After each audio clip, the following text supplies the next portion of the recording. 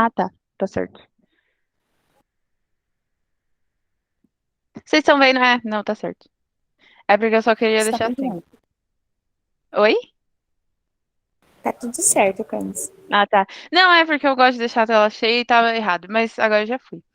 A gente vai para a primeira questão, agora tá gravando certinho. É uma questão, né, de 2017 do Enem, então já é uma questão que a gente dá para reconhecer que tem um tom um pouco mais interpretativo. Enfim, né, o texto estão aí, como se sabe, dois candidatos à presidência. Então ele já está falando do fim da era Vargas, né? Ele já está falando da eleição dos senhores Eduardo Gomes, né, que era o brigadeiro, enfim, um militar da UDN. Não precisa decorar muito partido, gente. Eu vou falar assim, eu destaquei para vocês na aula passada que, eram as principais, Brasil Colônia, Segundo Reinado, Primeira República, era Vargas. Isso é o que, assim, não tem um vestibular, sabe? Se vocês forem fazer a FUVEST agora, sei lá, que vai ser no ano que vem, enfim, não sei a data, é, vai cair algum desses quatro temas de história do Brasil. Isso é fato. Assim, vai cair. Pode ser que deixe de lado era Vargas, mas vai cair Brasil Colônia. Enfim, isso vai cair. Aí agora a gente tem esses outros temas que a gente vai discutir aqui mais pra frente. E eles podem cair. E vão ser questões que, por exemplo, podem ser pegadinha mesmo, porque o pessoal não vai focar muito nesse assunto. Ou enfim, por várias questões. Pode ser que caia, pode ser que eles achem interessante que caia. Então, assim, eu falar desses partidos, o DN, PSD, PTB, que, né, são essas duas junções, assim, que são pró-Vargas, vai dar mais sentido para as próximas aulas, mas não significa que isso vai cair no vestibular perguntando o que que significa a sigla UDN, sabe? Tipo, aí tem que ser uma questão muito difícil mesmo. Então não precisem se preocupar tanto assim. Mas o legal é gravar, por exemplo, o DN já é um lado muito mais conservador, muito mais de direita, nada progressista, assim, nos termos gerais mesmo, enquanto o PSD já é um partido mais maleável, assim, né, social-democrata. E o PTB já é um partido assim que veio para ser representado e formado por trabalhadores. Então já tem uma onda pouco mais progressista. Mas enfim, senhores Eduardo Gomes e Eurico Dutra, e um terceiro, o senhor Getúlio Vargas, que deve ser candidato de algum grupo político oculto. Então ele está supondo que o Vargas ia ser candidato de algum grupo político que surgisse, mas que também continua sendo candidato popular, porque vocês vão ver que assim, Vargas vai fundar esses partidos que vão dar muito bom. Vão eleger vários presidentes depois da era Vargas. Porque a dois queremos. O queremos dos que querem ver se continuam nas posições. Então, o pessoal que já foi, já ganhou algum cargo, já conquistou alguma coisa durante o período de Vargas e quer continuar. E o queremos popular, porque como eu demonstrei para vocês, assim, o apoio popular de Vargas era bem marcante nessa época, seja pelas leis trabalhistas, né, que foram cedidas, não, né? A gente pode discutir um pouco disso, mas ou conquistada, porque já havia movimentos anteriores dos trabalhadores, mas enfim. Afinal, o que que é que o senhor Getúlio Vargas quer? Na verdade, ele pergunta o que que o Vargas é, né? Ele é fascista, ele é comunista, ele é ateu, ele é cristão, ele quer sair, ele quer ficar, porque essas são questões. Eu falei para vocês que a gestão, o governo de Vargas, ele é muito específico, assim, num ponto em que a gente vê características muito fascistas, mas ele não é fascista, por, enfim, várias questões. Ele tem características muito populistas, mas ele não é 100% populista, assim, sabe? Então, ele é comunista, que ele defende tanto, né, ter um mercado mais protecionista, uma economia mais protecionista, ele é ateu, ele é cristão, ele quer sair, né, porque ele mesmo marca as eleições, mas ainda assim, né, o cara estava 15 anos no poder, ele quer ficar. O povo, entretanto, parece que gosta dele por isso mesmo, porque ele é a moda da casa, sei lá, por ele ser complicado, enfim, né? Apesar da gente não saber exatamente como que Vargas é de fato dentro dessas caixinhas, ainda assim, aparentemente, ele é o que o povo quer. Ok? Esse é o texto. Aí, o que que tem todo esse texto e o que que o Enem está perguntando? Eu acho que um destaque bom assim que eu daria para o vestibular do Enem é que às vezes a questão ela está pedindo algo em específico e a alternativa pode apresentar mais de uma alternativa certa sobre o período histórico. Então não significa que aquilo não faz sentido, que isso nunca aconteceu na era Vargas, mas que ele está pedindo exatamente sobre o movimento político. Ele quer saber, ó, o movimento político mencionado no texto caracterizou-se por. Primeiro você tem que identificar esse movimento que o cara está descrevendo no texto.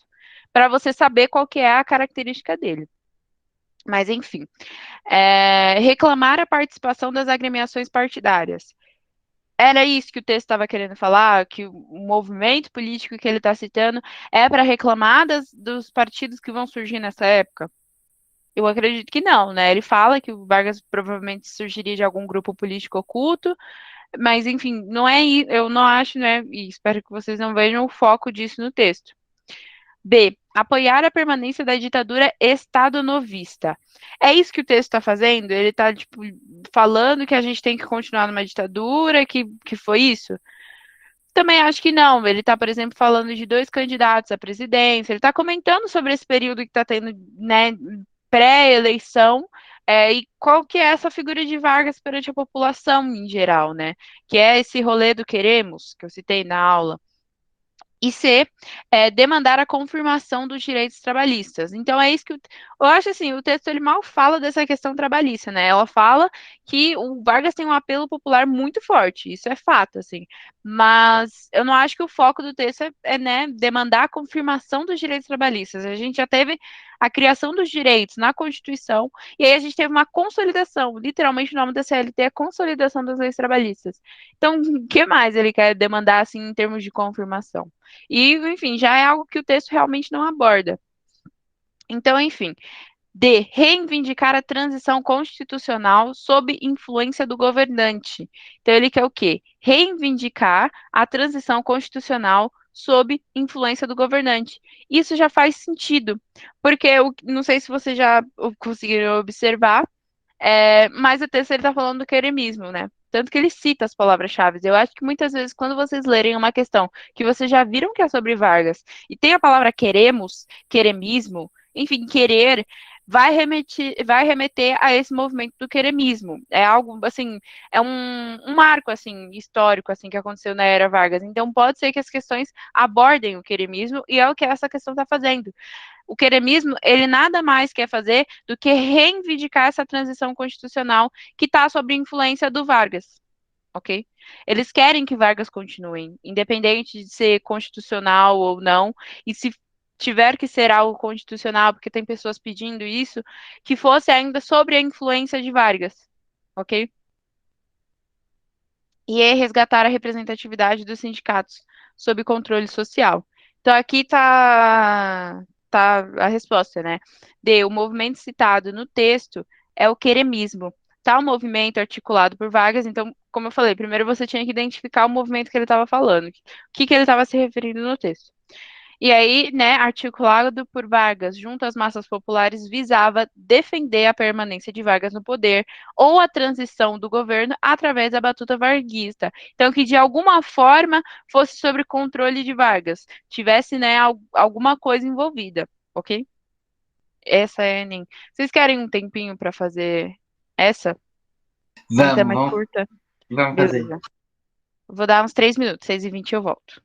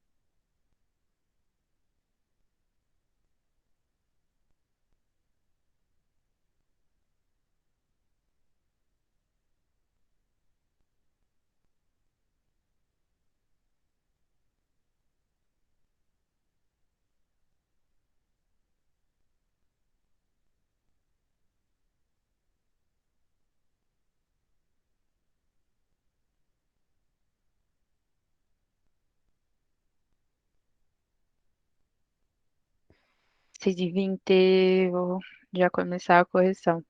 Então, essa é uma questão da FUVEST 2020, né, ano passado.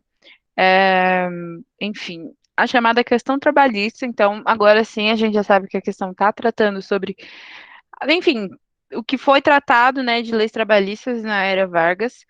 Fala que foi uma coisa que foi objeto de conflitos, debates e regulamentações, e é sobre, né, ele destaca que é entre os anos de 1920 e 1946. Então, justamente, ele aborda um período antes de Vargas. E o que que a gente já pode pensar? Por que que ele está falando, né, antes? Porque essa questão trabalhista, essas leis trabalhistas, elas não surgem do nada, né? Apesar de a gente ter essa ideia de, olha, como Vargas é bom, né? É, mãe dos ricos, pai dos pobres, mas a gente tem que ter uma ideia de que um pouco dessa questão trabalhista foi conquistada, que a gente já tem movimentos de operários lá em 1910, a gente tem o auge em 1917, assim, vocês viram, era tipo milhares de pessoas, né, movimentadas pelo anarcossindicalismo, então tem todo esse rolê, já era algo que as pessoas estavam batalhando para conseguir. Então não é algo assim cedido, né? Como eu falei antes, tem essa pequena correção. Não é algo cedido, não era para a gente ter essa imagem de ser um presente. É uma imagem que a gente tem porque, né, a propaganda de Vargas é surreal, como eu falei. Mas ainda assim, é uma coisa conquistada, é uma movimentação que vem de antes dele, que talvez ele soube ler e aplicar. Mas enfim, na verdade, não, vou continuar lendo, 1920, 1940, identifica uma das dimensões desse processo. Então, ele está perguntando sobre essa questão trabalhista, e ele está perguntando, pedindo, na verdade, uma das dimensões que a gente pode observar que aconteceu nesse período.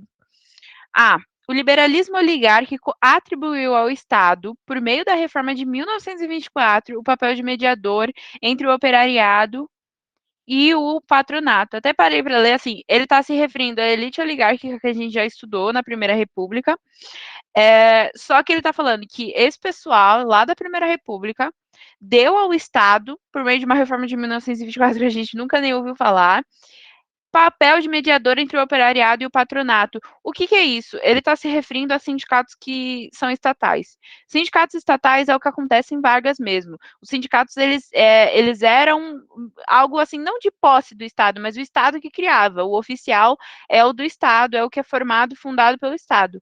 Isso é algo que a gente chama de corporativismo, que vai ter com Mussolini, por exemplo, que é uma forma de você controlar essa relação, né? Que eu falei até que também a gente pode se referir como trabalhismo. É o Estado se interferindo nessas questões. É literalmente o Estado, né, sendo mediador entre as relações de trabalho, entre operários e patrões. Só que nesse caso não foi o liberalismo oligárquico que fez isso, e nem nessa reforma que eles falam de 1924. Isso acontece a partir de 1930, mais ou menos, né, oficialmente em 34 com a Constituição. Ok? Então a A não é porque ele dá esse papel para o pessoal da Primeira República, assim, da elite mesmo, que não foi. É, B. A Constituição de 1934 garantiu o direito à organização sindical e abriu espaço para a proteção dos direitos dos trabalhadores. Isso é real, foi o que eu falei. Então, ele está pedindo uma das dimensões, faz muito sentido isso, porque a questão da FUVEST é a mais objetiva, assim. Não muitas vezes você vai encontrar uma questão em que você vê duas alternativas certas, porque ele está pedindo algo e não é necessariamente o que a questão está pedindo, é mais algo mais objetivo mesmo, como eu tento mostrar. Então, enfim, a Constituição de 1934, ele garantiu de fato o direito à organização sindical, que é o que eu falei. A 1934 é o marco, assim, porque é a Constituição que já cria essas leis trabalhistas e abre espaços, de fato, para proteção dos direitos dos trabalhadores. Então, está corretíssima essa alternativa, por isso que a gente já pode falar que é a B mesmo. Por que que a C está errada? O direito de greve e a regulamentação do salário mínimo foram algumas das novidades previstas na consolidação das leis do trabalho de 1943. Eu posso confirmar, mas eu tenho quase certeza que Vargas não dá direito de greve. Isso é algo que vai surgir mais para frente. Então, o período dele, greve não rola. Tanto que é por isso que a gente já não ouve falar mesmo. Então, não tem greve. Isso já é uma informação errada. Se eu não me engano, a regulamentação do salário mínimo já vem, mas a gente também tem que tomar cuidado se algo surgiu na Constituição ou na CLT, sendo que a CLT, como eu já destaquei algumas vezes, ela é uma consolidação. Ok? Mas a C já corta aí, porque não é o direito de greve, assim. D. A criação do sindicato único contribuiu para a emergência de lideranças combativas. ao obrigar todos os trabalhadores a se filiarem a tais associações. Acho que não é uma das dimensões que pode destacar a questão trabalhista, tanto que vocês mal ouvem falar disso comigo. E assim, cria-se um sindicato único, não é o que rola. Vai ter um sindicato para cada área, assim, de operariado, e não contribui, assim, para a emergência de lideranças combativas. Tá falando que, assim, que a criação do sindicato contribuiu para dar ou criar bons líderes. E não é isso que vai acontecer. Justamente, gente, eles criam essa coisa que a gente chama de corporativismo, sindicalismo, o Estado criando um sindicato é para que o sindicato ele não tenha um papel de se opor ao governo e ao patrão, por exemplo. Então, para que ele não esteja focado só no trabalhador e nos seus direitos, mas ter esse equilíbrio, ter essa mediação. Por isso que o Estado se coloca nessa relação muitas vezes. Ok? Então não é algo assim só para ser bonzinho, é literalmente para tentar não dar não surgir lideranças muito radicais ou qualquer coisa do tipo. E ainda obrigar todos os trabalhadores a se filiarem, não, a D não está correta. E a carteira de trabalho foi um instrumento de controle e dominação que distinguiu o trabalhador e esvaziava o poder dos sindicatos. Isso também já é um pouco exagerado, assim, no sentido de falar que a carteira de trabalho, que assim, vai dar muitos direitos, vai dar, como eu falei, sei lá, salário mínimo, que eu falei, que isso acontece mesmo, regulamentação de horas de trabalho, assim, agora a gente tem um limite, mínimo de idade, por exemplo, antes tinha muitas crianças trabalhando nas fábricas. Tudo isso é algo assim que vai ser conquistado com a CLT, e para quem não tem carteira de trabalho, eu acho que hoje em dia ela é digital. O que está escrito, já vem escrito é o CLT, assim, então, né, não. E distinguir o trabalhador do que e esvaziava o poder dos sindicatos. Também não, assim. Por mais que os sindicatos, eles surgem nesse período, assim, como oficiais, como regulamentados, sabe? Agora, quando você trabalha, é que também mudou, como eu falei, muita coisa que a gente fala agora mudou por causa do Temer em 2017. Mas o que acontecia é que, por exemplo, você já agora tinha um sindicato. Então, assim, você às vezes teria direitos, enfim, várias coisas que um sindicato te dá direito mesmo. Por exemplo, tem advogado de sindicato. Se você for demitido sem razão ou qualquer coisa assim que não vai contra a lei, se você pagasse seu sindicato por mês, você tem direito a usar esse advogado de sindicato. Então, não, assim, ou esvaziar o poder de sindicatos também não faz muito sentido. Desde a Primeira República, 1889 até 1930, diversas manifestações operárias, greves e etc., já reivindicavam uma legislação trabalhista, que é justamente o que eu falei. Mas, nesse contexto, a perdão, a questão social era vista como uma questão de polícia.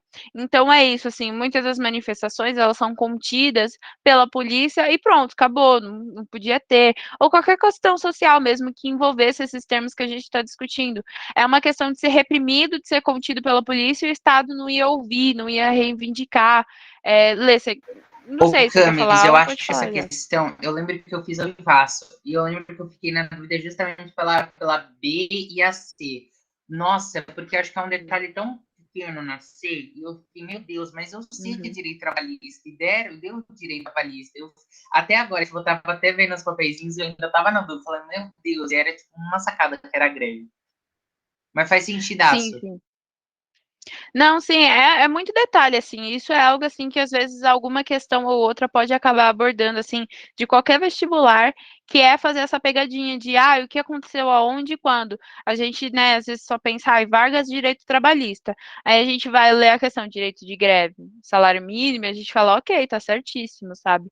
Só que aí são coisas, detalhes a serem lembrados, assim, que é legal. Então, eu sei lá, como eu falei, às vezes a gente pinta muito Vargas como, olha como ele é bom, como ele não sei o quê, mas às vezes, na minha visão, ele fez coisas assim que eram urgentes, que vocês vão ver que na Europa, a demanda trabalhista, ela também só acontece por pressão de movimentos de manifestações, de protestos. Então, eu acho que ele conseguiu ver que aqui também era uma questão de tempo, que alguma hora os trabalhadores iam começar a se organizar mais e mais, a ponto das leis trabalhistas serem algo que não dá para evitar, sabe? E nisso ele já ganhou assim duas coisas em uma, porque ele lança meio que essas leis trabalhistas antes de ser algo extremamente emergente, e aí fica com uma imagem de olha como ele é bom, olha como ele é incrível. Só que certas coisas assim que marcam muito assim, não só a história do Brasil, mas como eu falei, o trabalhador do campo, ele não é abrangido sobre as leis trabalhistas, né? Que a gente vê essa relação rural lá no Brasil desde lá atrás. Pô, a gente fala de assim, senhores de escravizados, pessoas que criaram escravizados dentro das fazendas. Vocês acham que eles tratam até hoje em dia essas pessoas como, sabe? Então, e ainda assim, eles têm um domínio tão grande, né, que ainda assim, mesmo com Vargas, ele foi lá e barrou essas pessoas. A mesma coisa vai para o direito de greve. Então, beleza, agora vocês têm 8, sei lá, eu não lembro se eram 8 horas mínimas já naquela, máximas naquela época. Mas, enfim, vocês têm um horário máximo agora para trabalhar, crianças não vão mais ter que trabalhar, sei lá, vai ter um salário mínimo e tudo. Só que, por exemplo, o direito do trabalhador de protestar, de ir à rua, de ir contra, não era garantido. Então, né, tem que ter um pouco dessa atenção. Acho que ajuda talvez lembrar que, por exemplo, o direito de greve não é algo que Vargas já vai liberar, assim. Mas ok. Beleza. Então, assim, a questão social lá na Primeira República, ela era vista como uma questão de polícia, e Vargas, ele começou a tratar dessas questões. Então, ele não só reprimiu, ele não só repreendeu através da polícia, não. Ele entendeu que a questão social, a questão trabalhista é uma questão de Estado, como eu falei. E aí, dessa forma, o governo Vargas cria a CLT, Consolidação das Leis Trabalhistas, durante o seu governo. Na Constituição de 1934 já tinha algumas cláusulas sobre a questão trabalhista. E é o que a gente também chama de trabalhismo, né? Que é, de novo, o Estado intervindo nessa relação, que ele poderia se ausentar, se isentar tranquilamente, mas não é o que ocorre. Ok? Agora eu vou ir para a próxima. Aqui. Essa daqui é da Federal do Rio Grande do Sul. Acho que dá tempo de vocês fazerem, mas eu vou dar só 2 minutos. Só para dar uma lida, vai.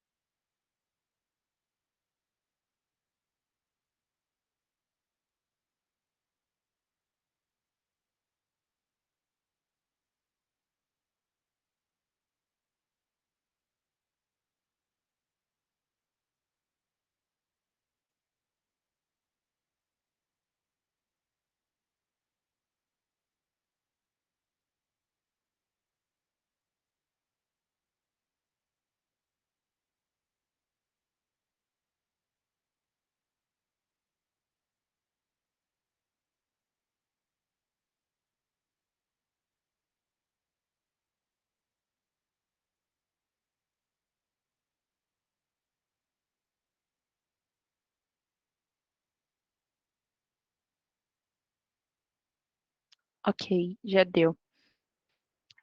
Vamos lá, né? Federal do Rio Grande do Sul. Tende a ser um pouco mais difícil, assim. A Federal do Rio Grande do Sul, em geral, tem umas questões muito boas. Inclusive, tenho muita inveja do Sul, gente. Depois que eu comecei a estudar o que eu estudo na faculdade, assim, peguei uma área que eu gosto muito, boa parte das pessoas, assim, que são muito boas nisso, elas fizeram algo no Sul, assim. Normalmente fizeram a do Rio Grande do Sul mesmo, então eu recomendo pra quem. É que é muito foda, né? Sulista. Eu até pensaria, assim, Rio de Janeiro e tal, mas, nossa, sulista ser bom em algo foi difícil pra mim de aceitar. Enfim, né? Vamos ir pra questão. Leia o segmento seguinte. Aí é um texto do. Não. citado em Dutra, não sei o que, é totalitário, mas acho que o autor é esse Ataíde mesmo.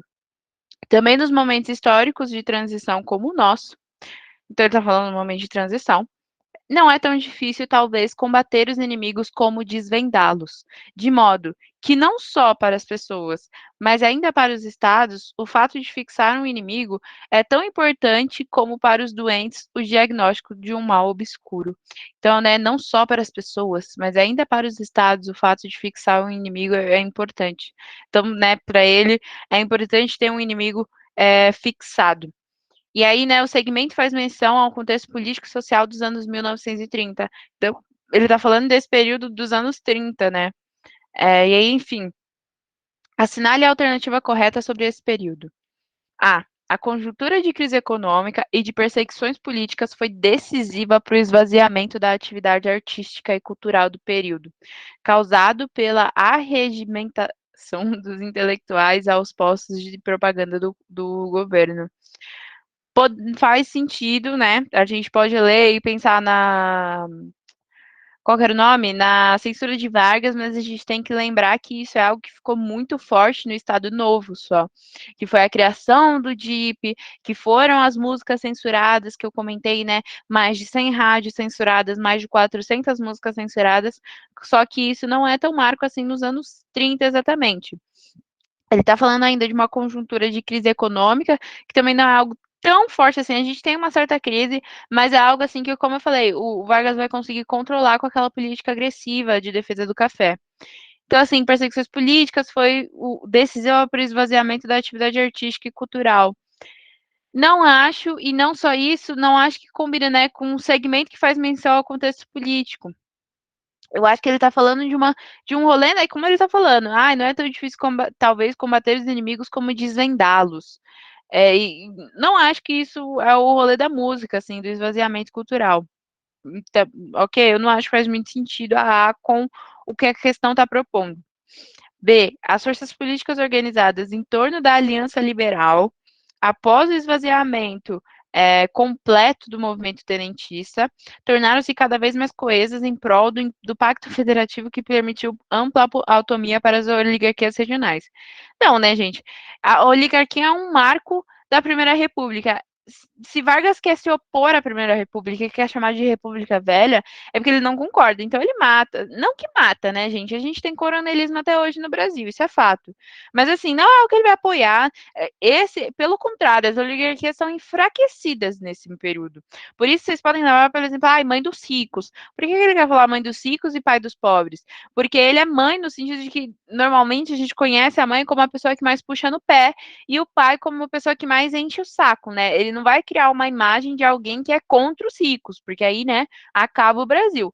Mas aqui ele já tem uma noção de, por exemplo, pega no pé no sentido, agora você que é dono de uma fábrica vai ter que dar direitos, vai ter que dar, sei lá, um salário mínimo, enfim, esse tipo de coisa.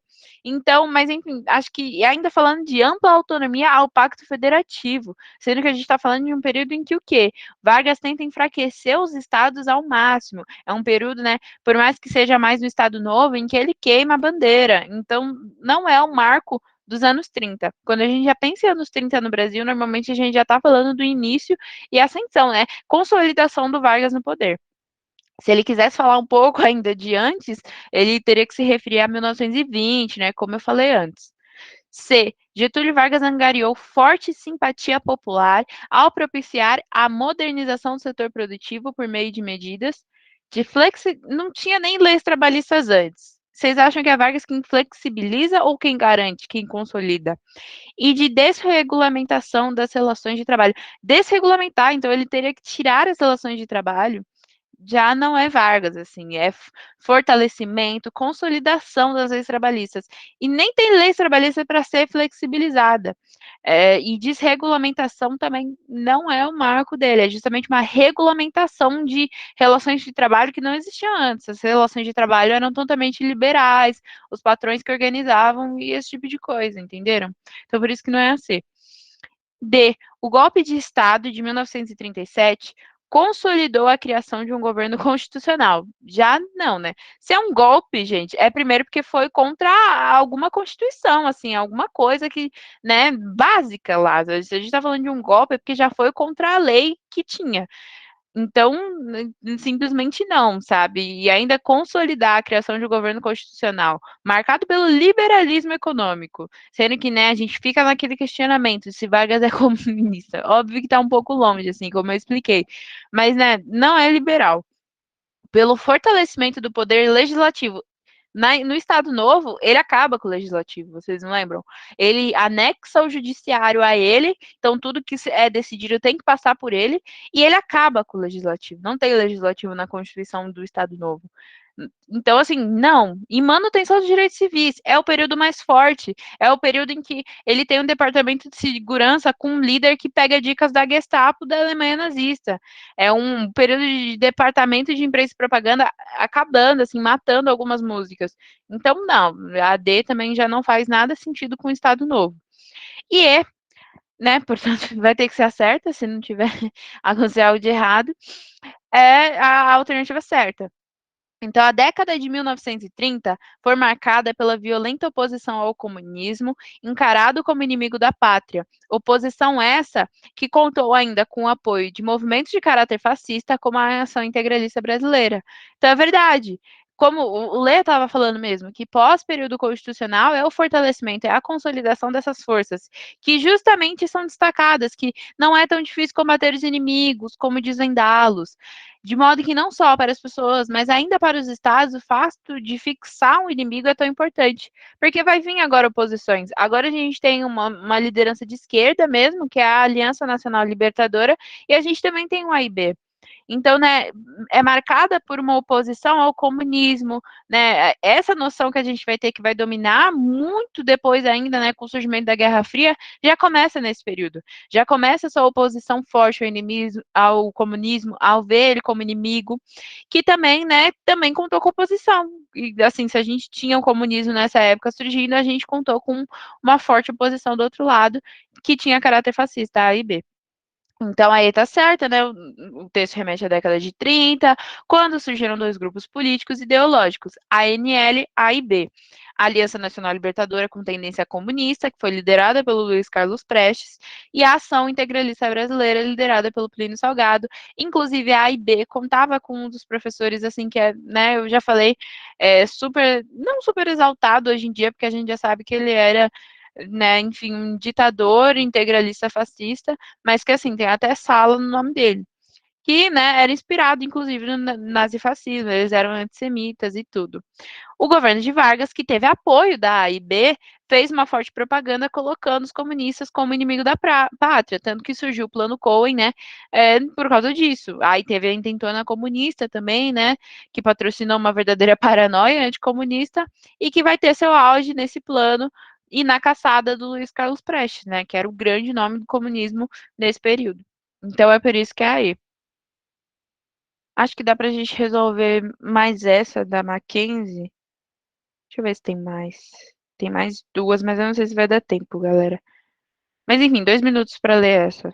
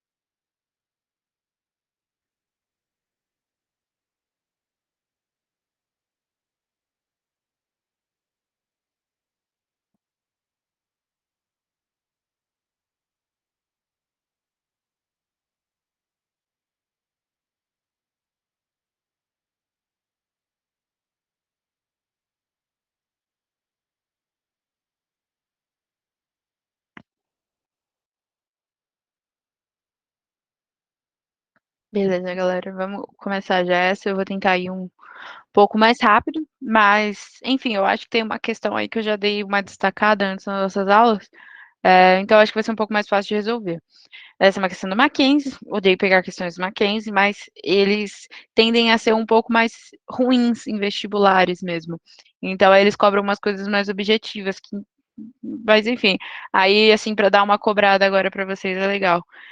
Mas enfim, inclusive, gente, acredita, eu fui contratada, né? E aí o rolê é que eu fui contratada com mais pessoas, e foram pessoas assim do Brasil inteiro. Então, tem gente de Brasília e do Rio de Janeiro.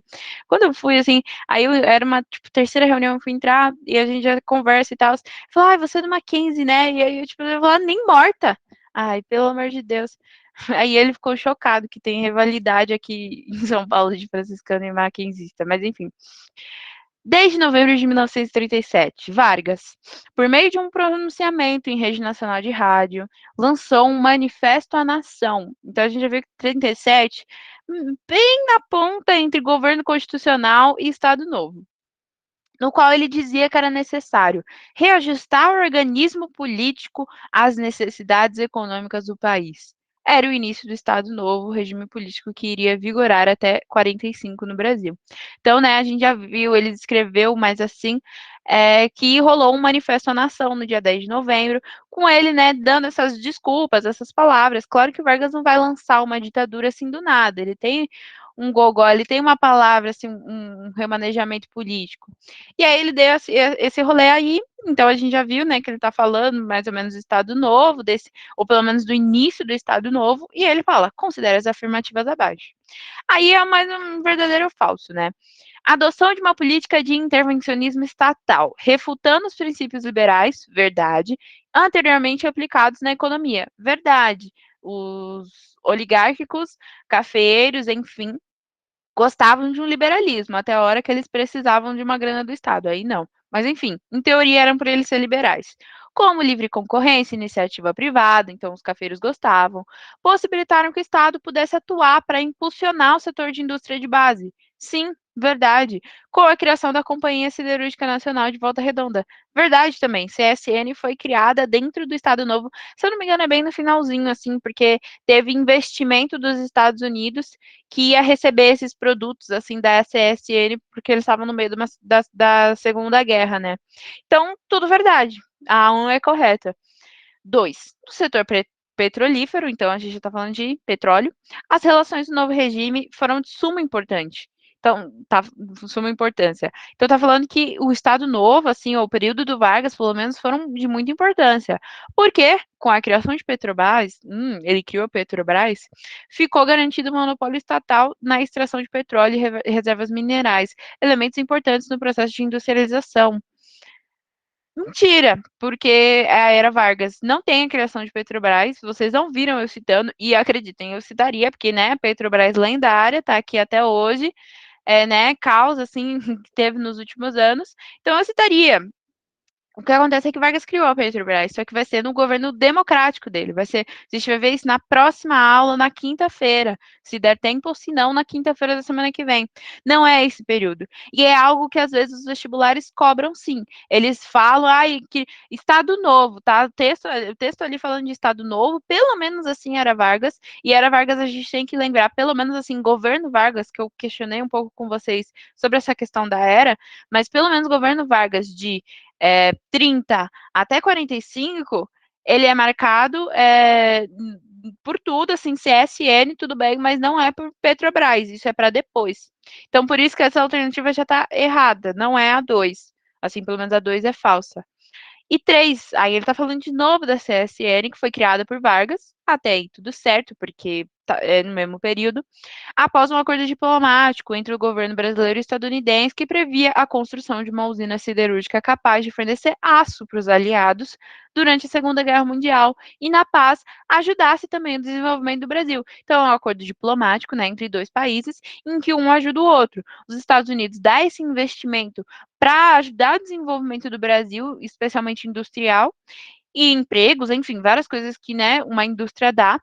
E os Estados Unidos ganhava, não ganhava, né? Tinha um valor, mas devia ser um valor bem mais baixo para fornecer aço para os aliados, né, que estavam no meio de uma Segunda Guerra Mundial e que com certeza aço deve ser um dos produtos, um dos materiais assim muito interessantes para se ter, né? Enfim, para produzir várias coisas no meio de uma guerra mundial, né? É isso. Então a gente tem a 1 e a 3 corretas, e a gente tem a 2 falsa. Então é a D, né? Eu já tinha gabarito aqui. Mas a D tá certa, a Petrobras foi criada pelo presidente Getúlio Vargas de fato, mas foi em 1934, 1953, perdão, e não durante a ditadura do Estado Novo. Durante a ditadura Estado Novista, aumentou o poder do Estado, que interferiu profundamente na vida nacional, criando indústria de base. Então, CSN, Vale do Rio Doce, são duas, assim, estatais que a gente pode, pelo menos na época, Vale do Rio Doce hoje em dia é 100% privada. Se eu não me engano, a CSN também.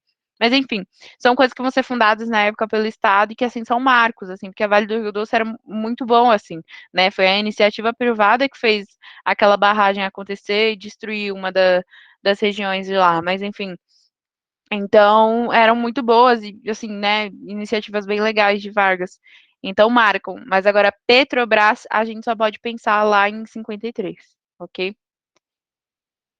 Ah, essa daqui, gente, não vou dar tempo, não. Já vou passar até pro gabarito, só para a gente dar uma falada mesmo. Então, ele está destacando que a 3 está incorreta.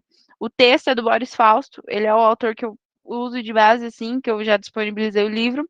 Mas, enfim, outro livro é falando do golpe, que é o movimento de 1930 não pode ser entendido sem a intervenção das classes médias. Mas não é uma revolução dessas classes. Então, a gente, ó, a classe média, ela não está totalmente fora, não é algo, por exemplo, a proclamação da República. Eu falei para vocês que era algo assim totalmente fora, que o pessoal nem sabia o que estava acontecendo, que achou que era só uma festividade real. E que na real era tipo a instauração de uma república, o fim da monarquia. Aqui não, aqui a gente vê que não pode ser entendido sem a intervenção, mas não é uma revolução dessas classes, não é uma revolução que a classe média, a classe trabalhadora, enfim, organizou, protagonizou, ou enfim, qualquer coisa disso.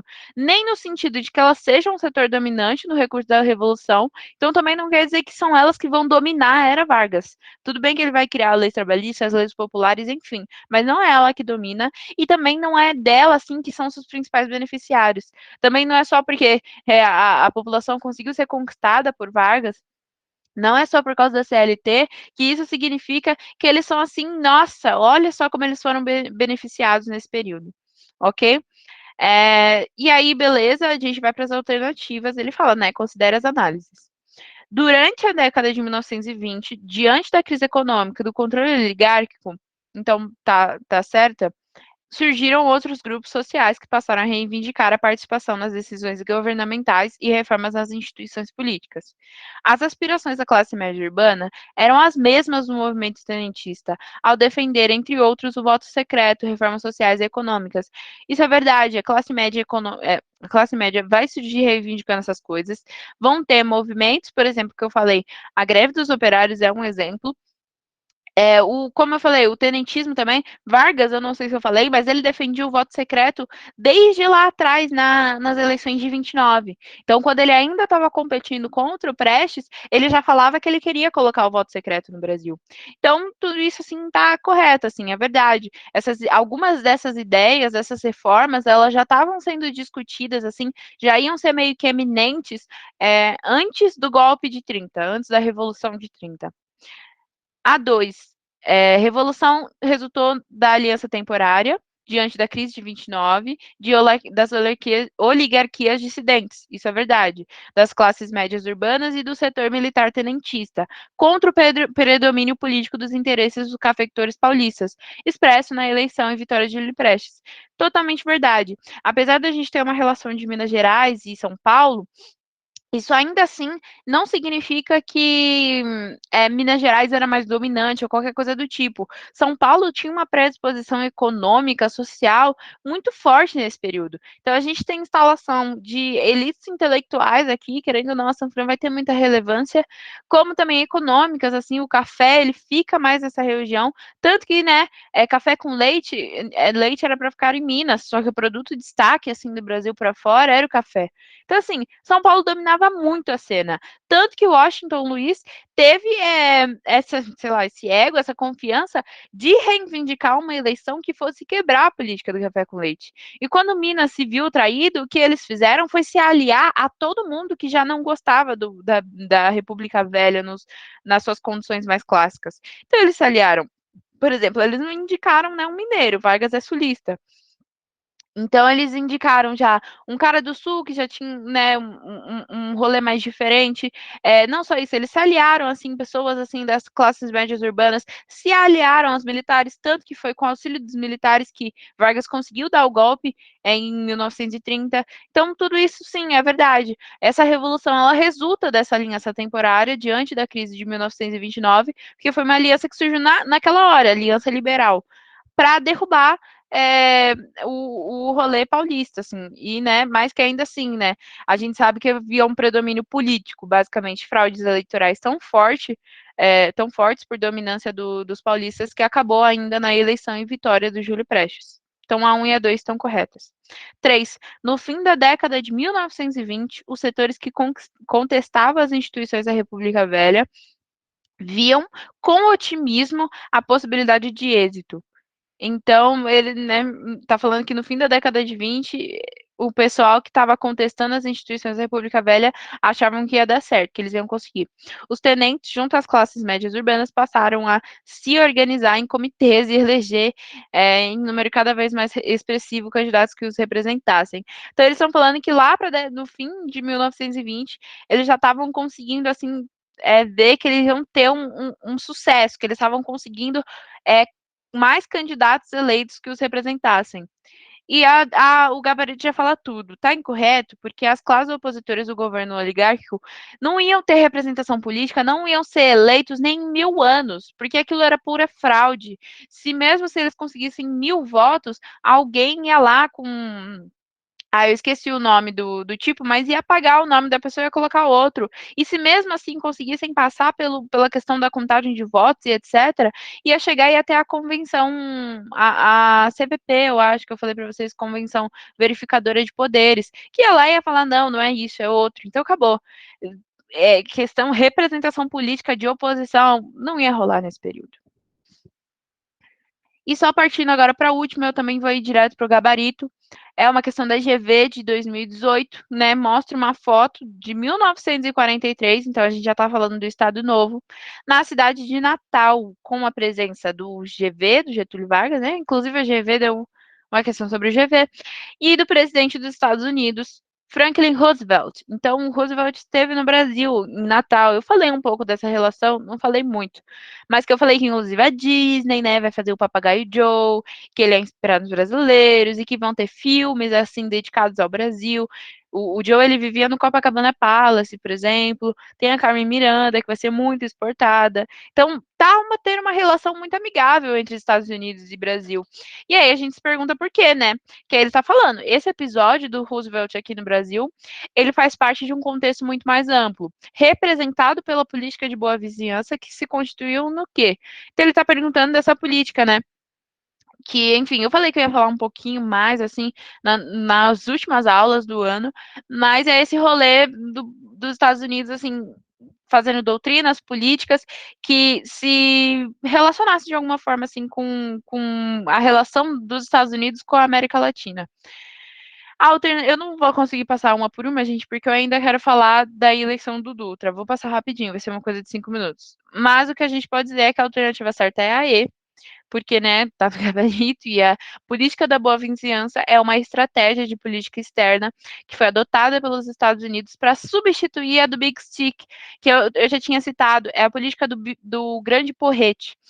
Eu não lembro qual era a frase certinha, mas era uma frase assim, de, tipo, seja legal com o pessoal, né, os outros países, mas não esqueça que a gente tem um grande porrete, que se eles também não concordarem, a gente no final ainda assim manda, porque, né, questão militar dos Estados Unidos era muito forte, é ainda.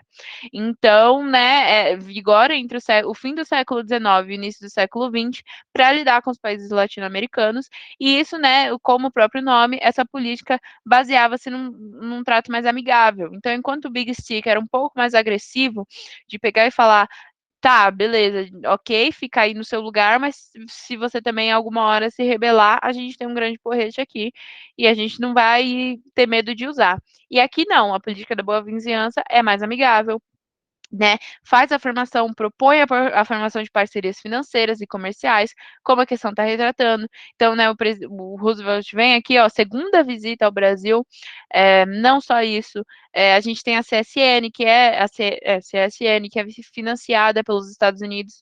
Então, tudo isso está tratando disso, dessa questão amigável, de ter investimentos internacionais, parcerias financeiras, comerciais, então a Disney fazendo desenho nosso, todas essas questões, ok? Pronto. Agora eu só vou falar do, como eu falei, do início da eleição dele, que eu falei para vocês que, enfim, o Brigadeiro Gomes lá, enfim, Eduardo Gomes, do jeito que vocês quiserem chamar, ele vai falar mal, era uma fake news, né? Mas no final ele nem sabia o que era uma marmita, isso já vai dar muito ruim para ele. Não vai dar bom. E por final, o Vargas vai dar meio que um apoio, assim. Não vai ser nada assim. O Dutra ele vai fazer parte do ministério do Vargas antes de 1946. Quando o Vargas é eleito, continua sendo no ministério. Então eles tinham uma certa parceria, mas o apoio que o Vargas dá não é super direto, não é um apoio. Ah, nossa, é eles que vocês têm que votar. Vai ser só assim, no último minuto do segundo tempo. E, enfim, muito mais por essa questão do Eduardo Gomes. Enfim, coligação entre PSD e PTB, como eu falei, são partidos assim aliados mesmo, eleito com 52% dos votos contra 34%. Então é uma eleição apertada, né? 52%, né, por pouco ele não, né, faz menos do que o necessário e 13% da população votou. Então, ainda assim, a gente sabe que não é uma votação, uma eleição mais representativa, mais democrática possível, né? Porque, né, 13%, 13, não é metade, nossa, não é menos, é muito menos da metade. E, enfim, né, como eu falei, ele era ex-ministro de guerra do Getúlio Vargas. Aí ele vai falar, esse é um último comício que porque assim, o Getúlio, todo mundo que tinha muito medo assim do Getúlio, tinha medo de que ele fosse se candidatar. E aí ele fazia muito mistério, ele não falava. Tanto que tem aquela questão lá no início, que era um texto, falando, ai, quem que é? Ele quer ficar, ele quer sair. Porque ele vai fazer muito mistério mesmo, só que no final ele não vai se candidatar nem nada. O pessoal da oposição já estava articulando algo para fazer com que que ele não se candidatasse, não fosse permitido que ele se candidatasse. Mas enfim, no final, bem no final mesmo das eleições, ele vai dar um apoio para Dutra, que é falando, né, nesse último comício no Rio de Janeiro, que é o candidato do PSD, em repetidos discursos e ainda agora em suas últimas declarações, colocou-se dentro das ideias do programa trabalhista, né? Porque sabem que esse programa trabalhista é muito forte de Vargas. Ele merece, portanto, os nossos sufrágios, os nossos votos. Então, né, estarei ainda ao lado do povo contra o presidente se não forem cumpridas as promessas do candidato, né?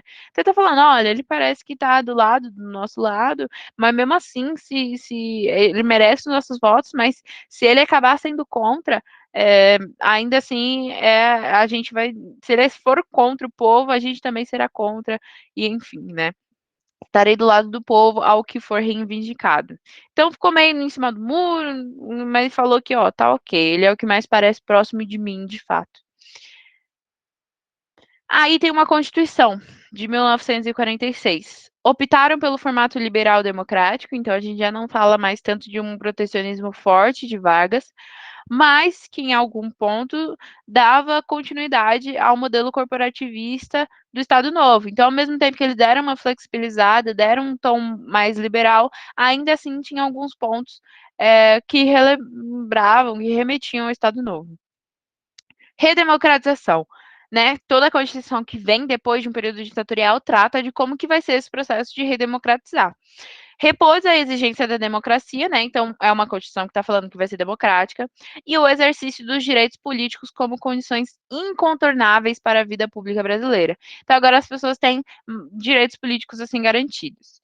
Só que ainda assim tem uma redemocratização e tudo com promessas, né, de direitos políticos limitada. Perpetuaram-se no poder os mesmos grupos, então a gente está falando da mesma elite dominando a política lá do Estado Novo. Teve exclusão do direito de voto aos analfabetos, por isso que normalmente a gente destaca o quanto o primeiro reinado tem essa diferença, assim, de uau, de ter permitido que os analfabetos votassem. E aí, né, quando você diz que, né, analfabetos não podem votar, especialmente assim, gente, antigamente, analfabetismo era uma questão muito séria. Eu já falei para vocês, ela vai ser só erradicada mesmo no governo Lula. Então, assim, quando você tira esse voto dos analfabetos, normalmente você tira uma certa popularização, uma certa democracia mesmo, porque aí, como eu falei, tira o poder de voto, o sufrágio da maior parte da população. Restrição do direito de greve. Então, né, como eu falei, continua com a restrição do direito de greve de Vargas. Não incorporação dos trabalhadores do campo à legislação trabalhista. Mais uma vez, isso é perpetuar marcas do Estado Novo. E impede a investigação de crimes do Estado Novo. Então, tudo que Vargas fez lá atrás, assassinou pessoas, torturou pessoas, e não só ele, né? Como sua cúpula, como as pessoas que ele mandou, não vão ser julgadas. Está tudo livre. Torturador, assassino, está tudo livre por aí. Acabou, vamos para uma nova fase e nada vai ser julgado. Então, né, limitado nesses termos. E organização dos trabalhadores, não suprimiu o imposto sindical. Então, o imposto sindical é algo que, né, você paga para os sindicatos, isso não vai ser suprimido, vai continuar. Estabelece a ideia do sindicato como órgão de colaboração com o Estado, por isso, né, que fala muito desse modelo corporativista, e princípio de unidade sindical foi mantido, assim como o poder do Estado para intervir na unidade sindical. Então, continua esse rolê de só ter um sindicato para cada tipo de trabalhador, cada função que ele desempenha, e que nesse mesmo sindicato o Estado ainda tinha poder para intervir na unidade sindical. É isso, gente.